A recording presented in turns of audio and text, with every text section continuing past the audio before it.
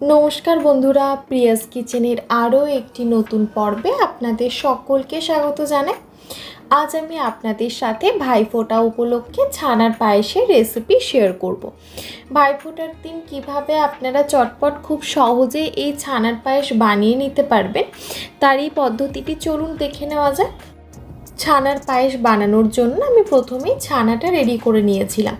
তারপর ছানার জল ঝরিয়ে নিয়ে আমি ছানাটা একটা সুতির কাপড়ের মধ্যে সেটাকে মুড়ে রেখে দিয়েছিলাম, যাতে ছানার অতিরিক্ত জলটা বেরিয়ে যায়।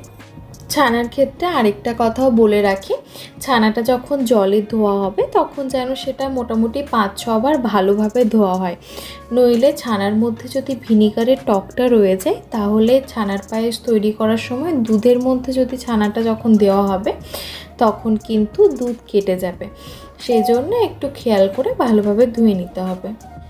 প্রথমেই জল ঝরানো ছানাটা একটু ভেজে নেব, যার জন্য একটা কড়াই ভালোভাবে গরম করে নিয়ে দিয়ে দিয়েছি 1 চামচ মতো ঘি। ঘিটা এখন ভালোভাবে গরম হয়ে গেছে। এবার দিয়ে দিচ্ছি ছানাটা। ছানার সাথে আমি কয়েকটা কাজু আর কিশমিশও ভেজে নেব। আপনারা চাইলে কাজু কিশমিশটা নর্মাল জলে ধুয়েও দিতে পারেন, কিন্তু আমি জলে ধোয়ার পর একটু ভেজে নিচ্ছি ছানার সাথে। একটা জিনিস লক্ষ্য রাখতে হবে যে ছানাটা যেন বেশি ভাজা না হয়ে যায়, তাহলে কিন্তু ছানা শক্ত হয়ে যাবে। মোটামুটি হালকা একটু হলুদ রঙটা যখন ছানার উপর চলে আসবে তখন আমি ছানাটা কড়াই থেকে নামিয়ে নেব। কড়াই থেকে নামানোর পর কড়াইটা ভালোভাবে ধুয়ে নেব, তারপর পায়েসটা রান্না করব।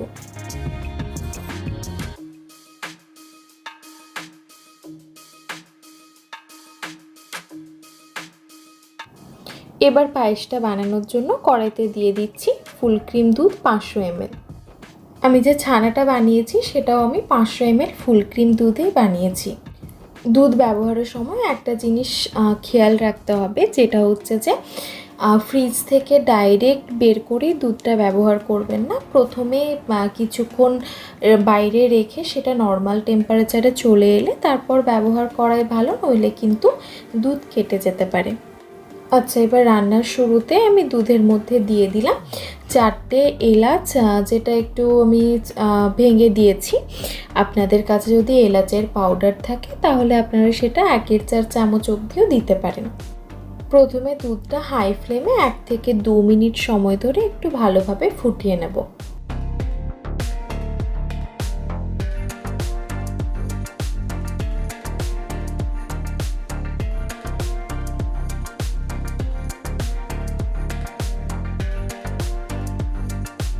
এবার দিয়ে দিচ্ছি মিল্ক পাউডার আর দুধের একটা মিক্সচার। আপনারা এর পরিবর্তে কনডেন্সড মিল্কও ব্যবহার করতে পারেন। আমি 500 ml দুধের মধ্যে থেকে 1/2 কাপ মতো দুধ আমি রেখে দিয়েছিলাম সাইডে, আর সেই দুধে আমি 1/4 কাপ মিল্ক পাউডার ভালোভাবে মিশিয়ে নিয়েছি।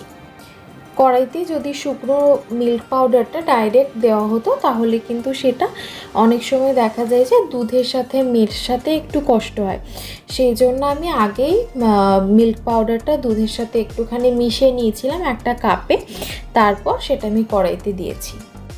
এভাবে নাড়াচাড়া করতে করতে আমি দুধটা একটু ঘন করে নেব।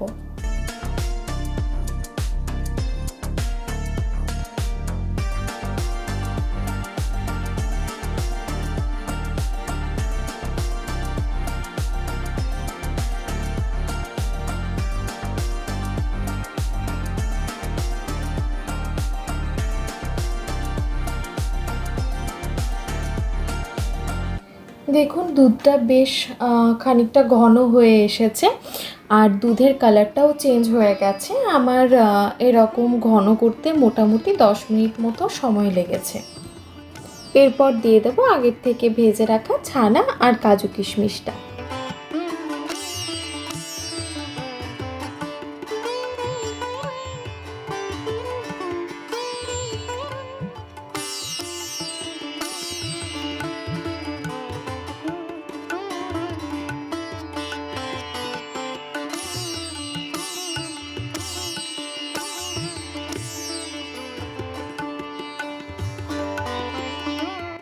দিয়ে দিচ্ছি 1/4 কাপ চিনি আর একদম 1 পিঞ্চ লবণ।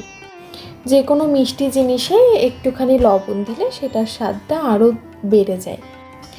ভালোভাবে নাড়াচাড়া করে নিচ্ছি, তারপর ঢাকা দিয়ে রান্না করে নেব 10 মিনিটের জন্য লো ফ্লেমে।